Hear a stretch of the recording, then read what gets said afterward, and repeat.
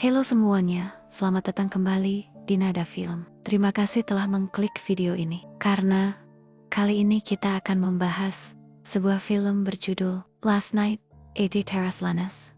Film ini bergenre horor komedi tentang Kennedy, remaja canggung yang terjebak di arena bowling pada malam terakhir sebelum ditutup. Saat sekelompok kultus memulai ritual berdarah, Kennedy dan ayahnya yang terasing harus bekerja sama untuk bertahan hidup dan menyelamatkan orang-orang yang mereka cintai. Daripada kalian penasaran, kita langsung saja ke alur filmnya.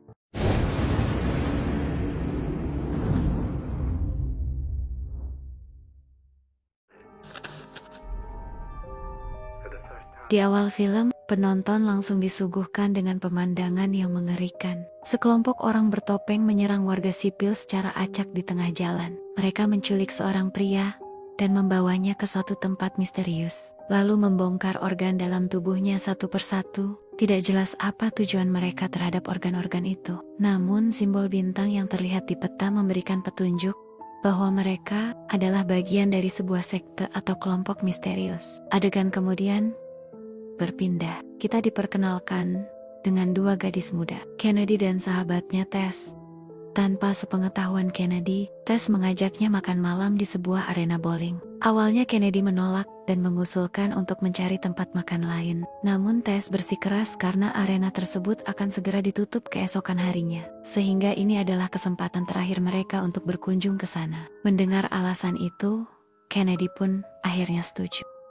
Namun, Kennedy sempat terkejut saat Tess juga mengundang kedua temannya bernama Pete dan Cody untuk ikut bergabung. Di sisi lain, seorang pria tua bernama Bruce yang bekerja di arena bowling tersebut sedang sibuk melayani pengunjung. Ia mendapat laporan bahwa jalur PIN di area 18 mengalami gangguan. Bruce pun segera menuju ke lokasi untuk memeriksanya. Bruce menyarankan kepada Patty, salah satu pengunjung, untuk sementara pindah ke area 16. Namun Patty menolak karena pacarnya hampir mencetak 5 strike berturut-turut yang bisa menjadikannya top leader di tempat itu.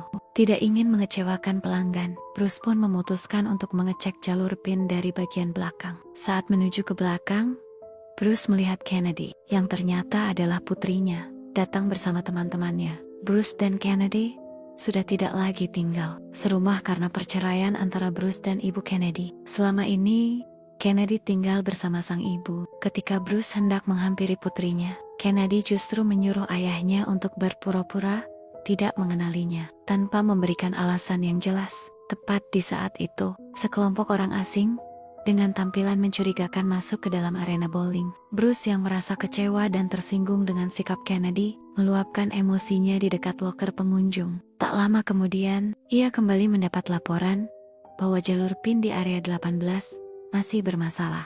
Ketika Bruce berjalan menuju area permainan, langkahnya seketika terhenti saat melihat Pete dan Cody sedang membuat kegaduhan. Melihat kekacauan itu, Bruce menyarankan Cody untuk segera membersihkan tumpahan makanan yang berserakan di lantai. Namun bukannya menurut, Cody malah marah dan menyuruh Bruce yang membersihkannya. Kesal dengan sikap tidak sopan Cody, Bruce spontan menarik kerah bajunya. Tindakan itu membuat Kennedy refleks berteriak, memanggil Bruce dengan sebutan ayah, sesuatu yang langsung mengundang perhatian orang di sekitarnya. Karena insiden tersebut, Bruce kemudian dipanggil oleh pemilik arena bowling ke ruang kantor. Di sana Bruce mendapat teguran dari atasannya Cheryl, yang menegaskan bahwa karyawan harus tetap bersikap ramah, bahkan kepada pengunjung yang bersikap tidak sopan, seperti Cody. Cheryl juga menyadari bahwa Bruce tampaknya kecewa terhadap sikap anaknya Kennedy yang tidak mengakuinya sebagai ayah. Oleh sebab itu, Cheryl menyarankan agar Bruce menenangkan diri sejenak, sementara Kennedy menikmati waktu bersama teman-temannya. Tak lama setelah itu, ketika Pete hendak melempar pin bowling, tiba-tiba terdengar suara alarm berbunyi bersahut-sahutan, membuat suasana mendadak panik. Beberapa orang bertopeng terlihat menatap ke arah jam tangan mereka, seolah menunggu aba-aba. Lalu salah satu dari mereka, seorang pria bertopeng emas, membunyikan terompet panjang. Dan di saat itulah, Pete mendadak tewas secara mengenaskan. Tess!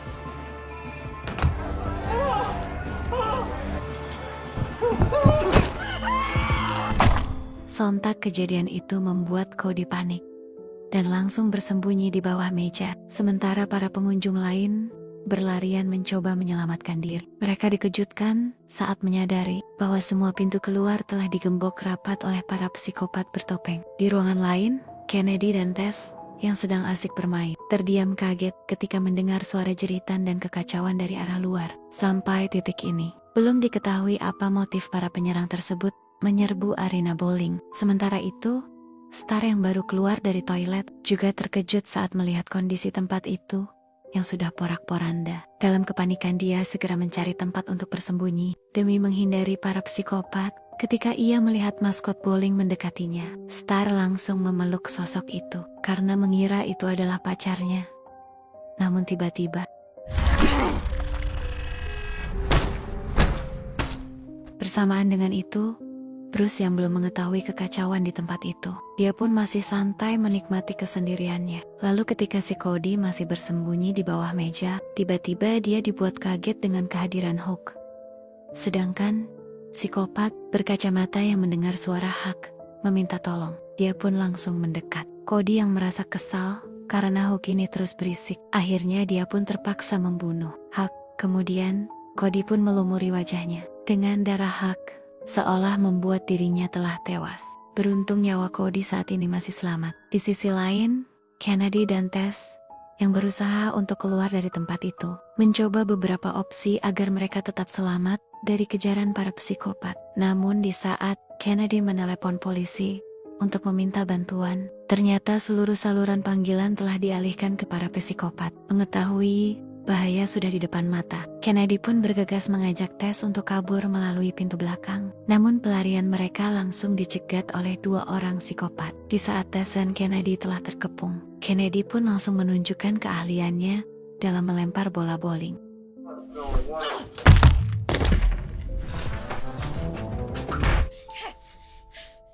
Kemudian kita diperlihatkan dengan rekaman seorang pria yang menggunakan topeng berwarna emas. Dia bernama Dove, ketua atau pemimpin dari kelompok psikopat bertopeng itu. Dia juga merupakan dalang dari penyerangan di tempat bowling tersebut. Di sisi lain, Kennedy menyuruh Tess untuk segera bersembunyi di suatu ruangan, sementara dia akan mencari walkie-talkie agar bisa menghubungi ayahnya. Namun tanpa dia sadari, psikopat maskot bowling melihat keberadaannya. Beruntung Kennedy masih bisa kabur dari serangan psikopat itu. Sementara Bruce yang masih belum mengetahui kekacauan di tempat itu, tiba-tiba dia dibuat kaget dengan suara Kennedy yang memanggilnya melalui walkie-talkie. Kennedy pun langsung menjelaskan semua yang sedang terjadi kepada ayahnya. Tidak ingin terjadi hal buruk pada Kennedy, Bruce pun meminta Kennedy untuk tetap bersembunyi di sana sampai dia menemukannya. Dan di saat Bruce akan mengambil pisau di atas meja, tiba-tiba psikopat berkacamata langsung memegang tangannya. Beruntung si Bruce masih bisa melawan, hingga akhirnya dia berhasil menemui Kennedy. Di sisi lain terlihat Dove bersama anggotanya mengumpulkan semua korban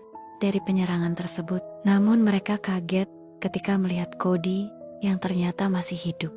Cody yang ketakutan memohon agar tidak dibunuh. Dalam kepanikannya, ia mengungkapkan bahwa masih ada orang lain yang tersisa di arena bowling. Namun meskipun sudah memberikan informasi itu, Cody tetap dihabisi. Setelah mendengar pengakuan dari Cody, Dove segera memerintahkan anak buahnya untuk berpencar dan mencari orang yang masih bersembunyi. Di saat bersamaan, Bruce berinisiatif mengajak Kennedy menuju ruang perawatan untuk mengambil shotgun milik mendiang suami Cheryl yang konon disimpan di sana. Dengan mengalihkan perhatian para psikopat menggunakan suara musik rock, Bruce dan Kennedy berhasil menyelinap tanpa ketahuan. Musik keras itu membuat Dove marah karena merasa ritual sakralnya terganggu. Tidak lama kemudian, Bruce, Kennedy, dan Tess mendengar suara Dove mengatakan kalau ia melihat Tess melalui kamera CCTV dan menemukan lokasi persembunyian Tess saat Dove bersama salah satu psikopat hendak membunuhnya. Tess untungnya berhasil kabur dari ruangan tersebut. Sementara itu, Bruce dan Kennedy berhasil sampai di ruang perawatan. Namun Kennedy kecewa karena shotgun yang dimaksud ternyata tidak ada di tempat. Tidak ingin pulang dengan tangan kosong, Kennedy menyuruh ayahnya mengambil alat pemotong. Diam-diam Bruce juga membawa beberapa petasan sebelum meninggalkan ruangan. Kembali ke Tess yang ternyata masih diburu oleh salah satu psikopat. Sialnya ia berhasil ditemukan saat bersembunyi di dalam toilet. Di sisi lain, Kennedy dan Bruce berniat kembali untuk menyelamatkan Tess. Namun mereka justru diserang secara tiba-tiba. Beruntung Kennedy berhasil membunuh salah satu psikopat tersebut dengan pukulan telak. Belum jauh mereka melangkah, mereka kembali diserang. Dan sekali lagi Kennedy berhasil menyelamatkan ayahnya. Namun situasi semakin menegang saat tiba-tiba muncul sang psikopat bermaskot. Saat nyawa mereka hampir habis, Cheryl datang tepat waktu dan langsung menembak si psikopat menggunakan shotgun. Ternyata itulah alasan mengapa shotgun tidak ada di ruang perawatan, karena sudah lebih dulu diambil oleh Cheryl. Dengan penuh percaya diri, Cheryl menyuruh Bruce dan Kennedy untuk segera kabur, sementara ia akan menghadang para psikopat jaket bertopeng. Meski akhirnya Cheryl tewas karena dikeroyok, pengorbanannya memberi waktu bagi yang lain untuk melarikan diri. Saat Bruce menyuruh Kennedy bergegas menuju pintu keluar, ia masih menyempatkan diri untuk menyelamatkan Tess terlebih dahulu. Namun saat ia masuk ke ruangan tempat Tess terakhir kali terlihat, ruangan itu sudah kosong. Bruce meyakinkan Kennedy bahwa Tess pasti sudah kabur lebih dulu dari tempat itu. Ia kemudian mengajak Kennedy untuk segera meninggalkan lokasi tersebut. Namun begitu mereka berhasil keluar, tanpa diduga mereka melihat seorang psikopat sedang merokok santai di area parkiran. Saat psikopat itu hendak membunuh Bruce dengan busur panah, Bruce dengan sigap menyalakan petasan yang sebelumnya sempat ia ambil sebagai pengalih perhatian. Sesaat kemudian terdengar suara Tess yang meminta tolong dari kejauhan. Sebelum melakukan aksi penyelamatan, Bruce menyuruh Kennedy untuk menyusun rencana agar mereka bisa menyelamatkan Tess tanpa ketahuan oleh para psikopat. Akhirnya mereka pun mendapat ide untuk menyamar, menggunakan kostum milik para psikopat demi berkamuflase. Ketika mereka mendekati Tess, tanpa disangka, salah satu psikopat asli mengajak mereka untuk ikut mencari Kennedy dan Bruce. Karena waktu pengorbanan semakin dekat demi menyempurnakan ritual. Beruntung dengan alasan yang masuk akal, mereka berhasil mengelabui psikopat tersebut. Namun saat Bruce mencoba menipu pemimpin mereka, Dove, pria itu justru mengeluarkan sebuah benda yang diyakininya mampu menunjukkan identitas sejati seseorang. Untuk menguji kesetiaan Bruce, Dove pun menyuruhnya membunuh Tess. Ketika Bruce hendak mengayunkan kapak ke arah Tess, Kennedy tiba-tiba berteriak memanggil ayahnya. Dove lalu memberikan pilihan kejam kepada Bruce, mengorbankan Tess atau Kennedy. Sebagai tumbal terakhir ritual, Bruce tampak akan memilih Tess. Namun, tepat sebelum eksekusi, ia justru menekan tombol reset jalur bowling. Suara bola menghantam pin pun menggema, mengalihkan perhatian Dove dengan cepat. Kennedy menggigit tangan Dove untuk membebaskan dirinya. Sayangnya, aksi mereka belum berakhir, karena para pengikut Dove segera mengepung mereka bertiga. Di tengah kepanikan, mereka semua merasa tak mungkin bisa selamat dari sergapan gerombolan psikopat itu. Namun tiba-tiba, suara alarm jam terdengar nyaring. Para psikopat yang ternyata sangat patuh pada aturan langsung menyadari bahwa waktu pembantaian telah berakhir dan ritual belum selesai. Karena itu dianggap sebagai kegagalan, mereka pun memilih untuk mengakhiri hidup mereka sendiri secara bersamaan. Grooming. Melihat kejadian itu, Dove menjadi sangat marah karena ritual yang telah ia jalankan selama bertahun-tahun justru berakhir berantakan. Ia pun menyalahkan arena bowling tersebut yang dianggapnya membawa sial. Ditambah lagi dengan kehadiran Bruce yang dianggap sebagai penghalang utama dalam upacara ritualnya. Sebagai simbol kegagalan ritual tersebut, kepala Dove bahkan menggelinding seperti bola bowling dan film pun berakhir.